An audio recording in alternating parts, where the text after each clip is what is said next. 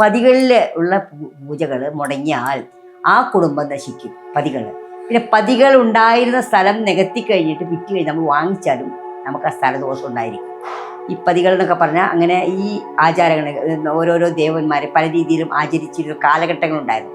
മലയോര പ്രദേശങ്ങളിലൊക്കെ ധാരാളമായിട്ട് കൗള സമ്പ്രദായമുണ്ട്. ഒരു കാര്യത്തിന് ചെന്ന് കഴിഞ്ഞാൽ അവർ പറയും, ആത്മാർത്ഥമായി ഏതൊരു കല്ലിനെ ആയാലോ ഒരു എന്തിനെ ആയാലും പ്രാർത്ഥിച്ചാൽ അതിൽ പോസിറ്റീവ് എനർജി വരും, അതിന് പവർ ഉണ്ടായിരിക്കും. ഒരു സ്ഥലം വാങ്ങിക്കുന്നതിന് മുമ്പായിട്ട് ഇതെല്ലാം ചിന്തിച്ചിട്ട് വേണം സ്ഥലം വാങ്ങിക്കാൻ.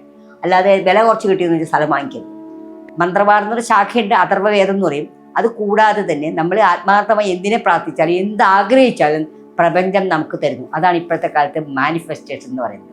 പിന്നെ ഈ കോമരങ്ങൾ എന്ന് പറയും, അത് ദൈവീക ശക്തി കൂടും. അവർക്ക് ഇങ്ങനെ പ്രാർത്ഥിച്ച് അവരിലേക്കൊരു അതായത് ഒരു സിദ്ധിവാരി വരും. അപ്പോൾ അവർ അത് ദേവി കയറുമ്പോൾ തുള്ളും. പണ്ടൊക്കെ ചോറ്റാനിക്കരെ പോകുമ്പോൾ ഒരു അമ്മയൊക്കെ ഇങ്ങനെ തുള്ളി പറയും ഇന്ന കാര്യം എന്നൊക്കെ പറയും. ഇപ്പം കാണാറില്ല. അപ്പോൾ ആ ദൈവീകത്തിൻ്റെ ശക്തി കൊണ്ടും പ്രാർത്ഥന കൊണ്ടും ഉപാസന കൊണ്ടും നമുക്ക് സിദ്ധികൾ വരികയാണ്. ആ സിദ്ധിയാണ് അവരെ കാണിക്കുന്നത്. പിന്നെ എണ്ണ തിളയ്ക്കുന്ന എണ്ണയൊന്നും അപ്പം അയ്യപ്പ വിളക്കിന് അപ്പം വാരനൊക്കെ കണ്ടിട്ടുണ്ട്. ഇതെന്താ? ഇതൊക്കെ ഒരു ദൈവിക ശക്തി കൊണ്ടാണ്, അത് ആ പവിത്രത കൊണ്ടാണ് സാധിക്കുന്നത്. ഈ പതികളൊക്കെ ഇപ്പോഴത്തെ പരിഷ്കാര സമയത്ത് പതികൾ മാറ്റപ്പെടുന്നു.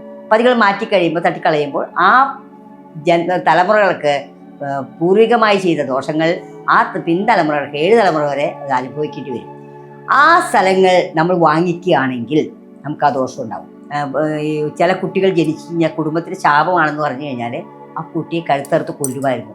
അപ്പം അങ്ങനെ പതികളൊക്കെ ആചരിച്ച പതികളൊക്കെ എടുത്ത് ദൂരെ എറിയുമ്പോൾ അതിനുള്ള ശക്തികളെ മാറ്റാതെ, ശക്തികളെ ആവാഹിച്ച് വേറെ ദേവീക്ഷേത്രങ്ങളിലേക്ക് അർപ്പിക്കാതെ വയ്ക്കുമ്പോൾ അവിടെ മുഴുവൻ ആ കുടുംബത്തിന് ദുരിതമായിട്ട് വരുന്നു.